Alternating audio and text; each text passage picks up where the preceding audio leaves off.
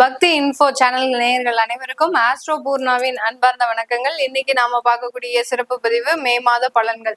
இந்த மே மாதத்துல இருக்கக்கூடிய கோச்சார கிரகங்களின் நிலவரங்கள், அதுக்கு முன்னாடி அந்த கிரகங்களின் பெயர்ச்சிகள், மாத பலன்கள் நம்ம ஆரம்பிக்கும் போது மாத கிரகங்கள் மிகவும் முக்கியமாக செயல்படுகின்றன. இந்த மாத கிரகங்கள் ஆகப்பட்ட அந்த சூரியனும் புதனும் மேஷ ராசியில இருக்கிறாங்க. மேஷ ராசியில சூரியன் உச்சம் பெற்று இருக்கிறார். இவர் 15ஆம் தேதி இந்த சூரியனும் புதனும் சேர்ந்து 15ஆம் தேதி மே மாதம் ரிஷபராசிக்கு பயிற்சியாகி போகிறாங்க.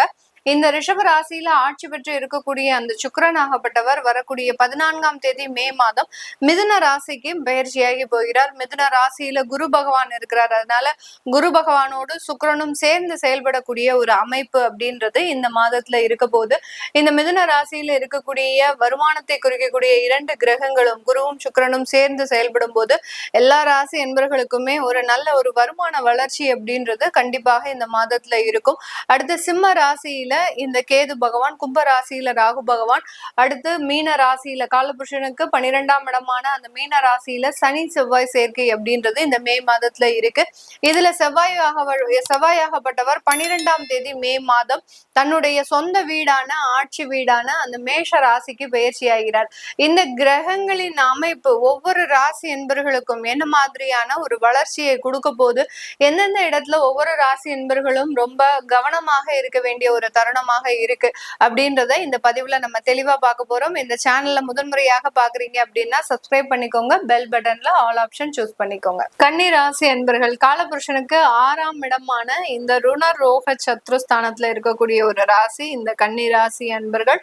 நில ராசியை சார்ந்தவர்கள், இந்த ராசி என்பர்கள் நில ராசியை சார்ந்தவர்கள் அப்படின்னு பார்த்தோம்னா, அடுத்து பாத்தீங்கன்னா உபய ராசி அப்படின்னு சொல்லலாம். உபய ராசி அப்படின்னாலே சொன்னேன் ஏற்கனவே மிதுன ராசி என்பவர்களுக்கு சொல்லியிருப்பேன். உபயம் அப்படின்னாலே பாத்தீங்கன்னா இரட்டைத்தன்மை அதிகப்படியாக இருக்கும்.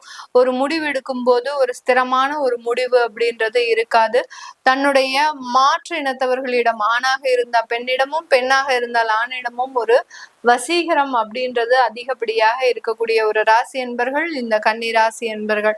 அவர்களை நோக்கிதான் இவர்கள் டிராவல் பண்ணுவாங்க. பெண்களாக இருக்கிறாங்க அப்படின்னா ஆணை நோக்கி டிராவல் பண்ணுவாங்க. அவங்க கிட்டதான் நிறைய விஷயங்களை கத்துக்கணும், அவங்க கிட்ட நம்ம நிறைய லைஃப்ல நிறைய விஷயங்களை கத்துக்கணும் அப்படின்ற மாதிரியாக மாற்று இனத்தவரிடம் ஒரு அதிகப்படியாக ஒரு ஈடுபாடு அப்படின்றது இந்த கன்னி ராசி என்பர்களுக்கு இருக்கும். நிறைய ஃப்ரெண்ட்ஷிப் பாத்தீங்கன்னா இந்த ராசி என்பர்கள் மாதிரி வேற எந்த ராசி என்பர்களும் வச்சுக்கவே மாட்டாங்க. ஃப்ரெண்ட்ஷிப்னால பாலா போனவர்கள்னா இந்த கன்னி ராசி என்பர்கள் தான். ஆனா அதே ஃப்ரெண்ட்ஷிப்னால நிறைய ஒரு வாழ்க்கையை சம்பாதித்தவர்களும் இந்த கன்னி ராசி என்பர்கள் தான். இந்த கன்னி ராசி என்பர்களுக்கு நண்பர்கள் கூட்டம் நல்லதையும் பண்ணும் கெடுதலையும் பண்ணும். அது அவர்களினுடைய திசா புத்தி ஜாதகத்தை பொறுத்து மாற்றம் தரும். ஆனால் இவர்களுக்கு பொதுவாக நண்பர்கள் நல்லதை பண்ணுவார்களா கெடுதலை பண்ணுவார்களா அப்படின்னு கேட்டீங்கன்னா, கன்னிராசி என்பர்களுக்கு நண்பர்கள் கூட்டம் நல்லதை தான் எப்போதுமே பண்ணும். அதை அமைச்சு கொள்ளக்கூடிய ஒரு திறன் அப்படின்றது இந்த ராசி என்பர்களுக்கு பெரிய அளவுக்கு கிடையாது. ஏன்னா இவர்கள் எப்போதுமே ரொம்ப சென்சிட்டிவா இருப்பாங்க. தன்னை புகழ்ந்து பேசணும், தன்னை ஒரு கௌரவமாக வச்சுக்கணும், தன்னை மதிப்பு மரியாதையோட வச்சுக்கணும் அந்த கூட்டத்துல அப்படின்னு நினைக்கக்கூடியவர்கள். அதெல்லாம் தவறும் பட்சத்துல அந்த நண்பர்களே வேண்டான்னு துட்சமாக வெளியில வர்றதுக்கும் உண்டான ஒரு அமைப்பும் இந்த கன்னிராசி என்பர்களுக்கு உண்டு. எதிரிகளின் கூட்டம் அப்படின்றது அதிகப்படியாக இருக்கும். நண்பர்கள் எந்த அளவுக்கு இருக்கிறாங்களோ அதே ரேஷியோல எதிரிகளும் அதிகப்படியாக இருக்கக்கூடிய ஒரு ராசி இந்த கன்னி ராசி. இந்த கன்னி ராசியில இருக்கக்கூடிய நட்சத்திர அன்பர்கள் அப்படின்னு பார்க்கும்போது உத்திரம் நட்சத்திர அன்பர்கள். உத்திரம் நட்சத்திர அன்பர்கள் பெரிய அளவுக்கு லைஃப்ல சொத்துக்களை நோக்கி டிராவல் பண்ணக்கூடியவர்கள். சொத்துக்களுக்காக வாழ்க்கையில நிறைய கடன் வச்சு கொள்ளக்கூடியவர்கள் இந்த உத்திரம் நட்சத்திர அன்பர்கள். அடுத்து அஸ்தம் நட்சத்திர அன்பர்கள் ஒரு வேலையை உருப்படியா செய்துட்டு அந்த வேலையிலிருந்து நல்ல ஒரு மதிப்பு மரியாதை கிடைக்கணும் அப்படின்ற ஒரு எண்ணம் இருக்காது. எல்லா வேலையுமே பாதி பாதியில வச்சுட்டு போகக்கூடிய ஒரு அன்பர்கள். நிறைய டேலண்ட் இருக்கும், நிறைய ஒரு கிரகிக்கக்கூடிய ஒரு ஸ்மார்ட்னஸ் எல்லாமே இருக்கும். அந்த விஷயங்களை எல்லாத்தையுமே 50% மட்டுமே பயன்படுத்துபவர்கள் இந்த அஸ்தம் நட்சத்திர அன்பர்கள். மீதி 50% ரொம்ப ஜாலியா லைஃப் என்ஜாய் பண்ணிட்டு போயிட்டே இருப்பாங்க. ஆஃப்டர் 50 இயர்ஸ்க்கு அப்புறம் தான் இவர்களினுடைய வாழ்க்கையே நம்ம பாலா போயிடுச்சே, நம்மளுடைய வாழ்க்கை இத்தனை நாள் நம்ம வேஸ்ட் பண்ணிட்டோமே அப்படின்னு நினைக்கக்கூடிய அளவிற்கு 50 வயது வரும்போது இந்த மாதிரியாக நினைப்பு இருக்கும்போது அவர்கள் எந்த அளவுக்கு லைஃப்ல என்ஜாயபிளா இருந்திருப்பாங்க அப்படின்றது நம்மளுக்கு தெரியும். அடுத்து அஸ்தம் நட்சத்திர அன்பர்களுக்கு அடுத்து பாத்தீங்கன்னா சித்திரை நட்சத்திர அன்பர்கள். இந்த சித்திரை நட்சத்திர அன்பர்கள் பாத்தீங்கன்னா ரொம்ப கவனத்தோட செயல்படுபவர்கள். ப்ரீ பிளான் அப்படின்றது அதிகப்படியாக இருக்கும். சொத்து வாங்குறதுல, ஒரு கடன் வாங்குறதுல, அடுத்து பாத்தீங்கன்னா ஒரு வேலைக்கு போறதுல, ஒரு பதவி வருது அப்படின்னா அதை ரெஸ்பான்சிபிலிட்டிஸ் எடுத்துக்கிறதுல, இப்படி ஒவ்வொரு விஷயத்திலயும் பாத்தீங்கன்னா ரொம்ப கவனமாக இருப்பாங்க. அதே மாதிரி கழுவுற மீன்ல நழுவுற மீனும் இந்த சித்திரை நட்சத்திர அன்பர்கள் தான்.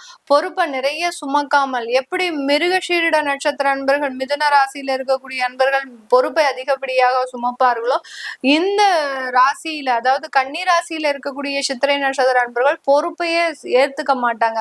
அப்படியே பொறுப்பு இருந்தாலும் கூட அதை மற்றவர்களுக்கு எப்படி நம்ம டிரான்ஸ்ஃபர் பண்றது அப்படின்றதுதான் பார்ப்பாங்க. அந்த அளவுக்கு கழுவுற மீன்ல நழுவுற மீன் அப்படின்னு சொல்லக்கூடிய அளவிற்கு சில விஷயங்களை பட்டும் படாமலும் இருக்கக்கூடிய நபர்கள் இந்த சித்திரை நட்சத்திர அன்பர்கள். இப்படிப்பட்ட நட்சத்திர அன்பர்களை கொண்ட இந்த கன்னிராசி அன்பர்களுக்கு இந்த மே மாதத்துல உங்களுடைய வேலையில ஒரு ஸ்திரத்தன்மை ஏற்பட போகுது. இது நாள் வரைக்கும் வேலையில நிறைய ஒரு வளர்ச்சிகள் இருந்தாலும் அந்த வேலையில ஒரு ஸ்திரத்தன்மை இல்லை, ஒரு நிலையான ஒரு வருமானம் இல்லை. ஒரு 3 வருஷத்துக்கு ஒரு மாட்டி நாங்க வேலையை மாற்றக்கூடிய ஒரு சூழ்நிலை வருது. அதே மாதிரி அந்த வேலையில இருக்கக்கூடிய உயரதிகாரிகளின் தொந்தரவுகள் அப்படின்றது அதிகப்படியாக இருக்கு. இதெல்லாமே எங்களுக்கு எப்போ குறையும் அப்படின்னு கேட்டீங்கன்னா இந்த மே மாதத்துல இருந்து அந்த வேலையில இருக்கக்கூடிய சில சிரமங்கள் அப்படின்றது, பிரச்சனைகள் தீர்வுக்கு வரக்கூடிய ஒரு நேரமாக இருக்கும். ஆனால் இந்த கன்னிராசி என்பர்கள் வேலை இடத்துல பாத்தீங்கன்னா கொஞ்சம் கோவத்தை குறைச்சிக்கணும். இந்த இடத்துல இந்த மே மாதத்துல பாத்தீங்கன்னா உங்களுக்கு பிடிக்காத சில விஷயங்களும் அந்த இடத்துல நடக்கக்கூடிய ஒரு நேரம். அந்த டயத்துல கொஞ்சம் கோவத்தை குறைச்சிட்டு ஒரு நிதானத்தோடு விட்டு கொடுத்து போகக்கூடிய ஒரு மனப்பான்மையோடு செயல்பட்டீங்கன்னா வேலையில எந்த பாதிப்பும் இல்லாமல் ஒரு சீரான ஒரு மனப்பாங்கையோட நடக்கிறதுக்கு உண்டான ஒரு மாதமாக தான் இருக்க போகுது. இந்த கன்னிராசி என்பவர்களுக்கு இந்த மே மாதத்துல தொழில் வாய்ப்புகள் அப்படின்றது கண்டிப்பாக வரும். ஏன்னா 10ஆம் இடத்துல குருவும் சுக்கிரனும் சேர்ந்து இருக்கிறதுனால நிறைய பேர் பாத்தீங்கன்னா வேலையை விட்டுட்டு தொழிலை புதுமையாக ஆரம்பிக்கக்கூடிய ஒரு தருணம் இந்த மே மாதத்துல பாத்தீங்கன்னா ரொம்ப ப்ரீ பிளான். அதுல எல்லாம் இந்த சித்திரை நட்சத்திர அன்பர்கள்லாம் நான் முதல்லயே சொன்ன மாதிரி இந்த மே மாதம் தொழில ஆரம்பிக்கணும்ன்றதுக்காக பிப்ரவரி மாசமே எல்லாமே பிளான் போட்டு வச்சிருப்பாங்க. நல்ல ஒரு எக்ஸிகியூஷன் அப்படின்றது இருக்கும். நல்ல ஒரு வாய்ப்புகள் எல்லாத்தையுமே ஆப்பர்ச்சுனிட்டிஸை ஃபுல்லா யூஸ் பண்ணி வச்சிருப்பாங்க. அது கரெக்டா நம்ம போய் நல்ல லேண்ட் ஆகணும், நல்ல ஒரு தொழிலை தொடங்கணும் அப்படின்ற மாதிரியாக ப்ரீ பிளான்டா சில தொழில் அமைப்புகள் அப்படின்றது இந்த கன்னிராசி என்பவர்களுக்கு இந்த மே மாதத்துல கிடைக்கக்கூடிய ஒரு நேரமாக இருக்க போகுது. இந்த காலகட்டத்துல பாத்தீங்கன்னா வரன் அமையக்கூடிய சில விஷயங்கள்ல உங்களுக்கு ஏமாற்றங்கள் அப்படின்றது கடந்த காலத்துல நடந்துட்டு இருக்குது. சனிச்சந்திரன் சேர்க்கை இருக்கிறதுனால திருமணம் நிச்சயமாகி திருமண காலகட்டத்துல நின்று போறதுக்கு உண்டான ஒரு நேரம், இல்ல திருமணம் நிச்சயிக்கப்பட்ட நேரத்துல வீட்டுல ஏதாவது ஒரு துக்க சம்பவங்கள் ஏற்படக்கூடிய ஒரு தருணம், இது எல்லாமே இந்த புணர்வு தோஷத்தினால வரக்கூடிய சில அமைப்புகள் அப்படின்றது இந்த கன்னிராசி என்பவர்களுக்கு இருக்கு.